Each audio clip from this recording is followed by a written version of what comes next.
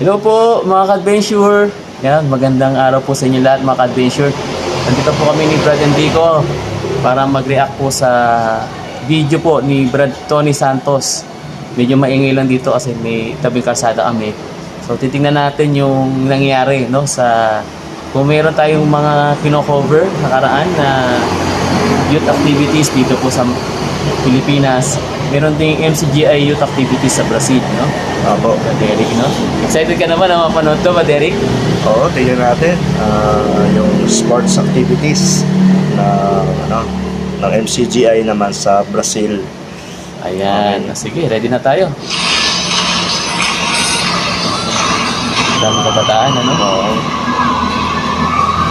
So, ayan. Mo kasi, syempre, sports activities naman natin karaniwan talaga na simula dito sa Pilipinas at nai-adapt doon sa talagang sa lugar ng kapatid ni Eli, Rodel, ng mga kapatid natin sa Brazil. Kaya syempre, kahit kasi mga Brazilian,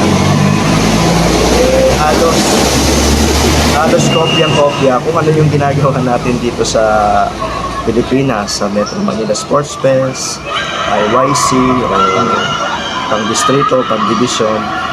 Halos pareho din, Pati nga mga kasuotan ng mga kapatid, talagang halos iisa tayo. Dito, Ayan. At nakikita natin dito, basketball ng mga babae. Oo nga. So, ayan. So, medyo, Nakakatawa, no? Oo, mga basketball ng mga babae na hindi makakala yung damit. Ito mo naman, nakapalda na ako sa Si Badrudel, oh. Ayan, Oo. Badrudel. Oh. Ayan. Ayan yung ating Si mga Batris, si karapangasiwa. Batris. Ayan. Ay, yung isang kapatid parang player ng soccer, no? Yan. Yan, mga kapatid. Sabi nga ni Brad Enrico, dito natin nakita una sa Pilipinas, tapos ngayon nakita natin sa Brazil. Nakakatawa po, nakakagalak sa kauban na yung mga kapatid po natin doon, kakagaya rin natin sa Pilipinas na pag nagkikita-kita, masaya, no, Brad Enrico? Oo. Yung nga po yung mga pinaita nila, mga Brasilera nating mga kapatid na kasama namin sa bread yun nakaraan pagpunta namin sa At Pilipinas. kung hindi rin ako nagkakamali, nung isang malaking event natin sa Marikina, nandun din yung ating mga kapatid na Brazilian. Iyo. So, yung iba sila, mga teatro, yung mga choir, andun din sila. So, yun. Brad Eric, kanina medyo dumaan yung malaking truck habang nagsasalita tayo, pero sana nagkakaintindihan tayo, no? Oo, kasi nandito kami sa may rainforest, sa may bunga.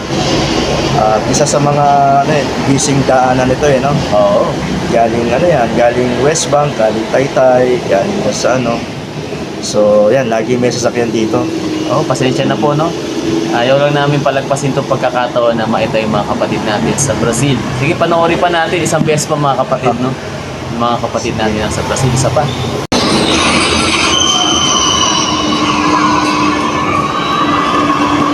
Ayan, palarong Pinoy rin yan. Palasak sa palarong Pinoy, ang tinatawag tagokwa. Tag of War. Ayan, kayo naman, Ayun, yung mga taga-Brazil. Ayan, sila yung mga natin. Kasama sa bread yan. Mga Brazilian sisters na travelers, karaniwan na lang. Table tennis. Table tennis sila. Volleyball. Chess. Ayan, ang paborito natin yung chess, mind game, At dito, medyo, something na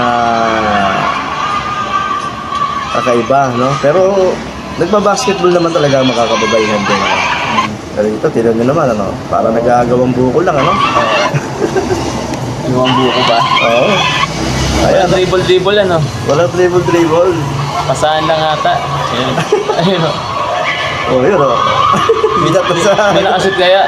Ayun! Galing, ang galing. Ayun, pangalawa. Sunod. Ayun, parang unang tingin ko basketball, pero parang medyo semi-football, parang... Ay, si Badro Delule. Yan, Bad Tony, Bad Chris. Yung mga talagang kasama natin na mga KNP sa Pilipinas, syempre, sa pangangaral ng kapatid ni Eli na matagal na panahon din sa Brazil hanggang siya ay nagpahinga, ayan ang naipundar ng ating mga ngaral, yung mga kabataan. At alam naman natin, pag Brazil, Latin America, iba ang culture nila dyan. Eh. Oo. Pero dahil sa kapangyarihan ng aral, sa pagtsatsaga ng mga Pilipinong naturuan ng kapatid ni Eli, mga manggagawa, mga ministro, natsaga ang mga kabataan din ng mga Brazil. At ayan na nga sila ngayon. Ano? Oo, yung nakaraang SPBB, pumunta sila sa Brazil, ano? Oo, syempre, dinalaw nila si Kuya Daniel. Itong nakaraang SPBB, pupunta pa kaya sila ngayon? Awa, tulong ng Diyos kasi Itong December kaya, pupunta sila, ano? Sana tingnan makabalik natin din kasi sila. No? year end eh. Oo, sana. Fourth quarter SPBB, kumbaga yun yung pinaka-pinali ng taon. Fourth quarter SPBB natin, alam naman natin dyan na kung tutusin niya, dati may mga recap pa tayo eh, di ba? Oo. Binibigay pa ni Kuya, ni Brad Daniel, Brad Eli, yung mga nangyari sa buong taon na nangyari. Mga pala ba, Derek? Malapit na ang kaarawan ng Kuya. Pati natin Kuya Daniel. Lalapit yung SPBB natin, no? Fresh na fresh, binabalita ko rin po sa inyo, fresh na fresh, nitong nakaraan ng linggo, ay nagdaos tayo ng BCVM, yung Brethren's Charity Volleyball League. At ayun, nandun ang pamilya ng Kuya Daniel, silang lahat naglaro, pati ang ating mga KNP, mga taga K-Rock staff at mga taga Cavite, kaya kung makikita nyo sa aking FB page, andun, kasama ko si Kuya. At syempre, ang ating one day SPBB nitong darating na November 23. So, paghandaan po natin yun, mga kapatid. Tapos, syempre, sa 26, ang napakalaking event ng concert natin sa Araneta. At syempre, yung mismo kaarawan ng kapatid na Daniel, November 28, meron tayong tinatawag na gift giving beneficiary. 1,000 brethren na tatanggap ng beneficios. Ayun, in advance na kayo ni Bad Enrico. Inanosa ni Bad Enrico. Kasi nung nabubuhay ang kapatid ni Eli, alam ko naman yun, sabi ng kapatid niya, mahalaga naman na makabahagi kayo sa akin. Mga bagay na gusto mo delikado sa akin, marami. Kaya lang, sabi ng kapatid ni Eli, kapatid niya, pasensya na kayo mga kapatid. Ang alam ko lang na wala sa Eli, na wala barko tsaka aeroplano. Pero yung mga karaniwang na nasa tao na, meron na siya nun eh. Kaya mas gusto ng kapatid na Eli, kapatid na Daniel, sa puso nila, tayo mga magkakapatid. Tulungan na lang natin yung mga kapatid na talaga nangangailangan. Ayun, salamat sa Diyos. Yan, salamat sa Diyos. Susunod ulit, abangan nyo ang reaction namin ni Bad Enrico. Ako na lang pinagsalitaan ni Brad Dirito. Hanggat Pasensya na magkasama po kami kayo, naubos ko eh. Okay lang. Hanggat magkasama kami ni Bad Enrico dito, magre-reaction lokal tayo. na Rainforest. Hanggang dito muna mga adventure, Bye-bye. natanawa, pag-ibig, salamat sa Diyos. Bibi.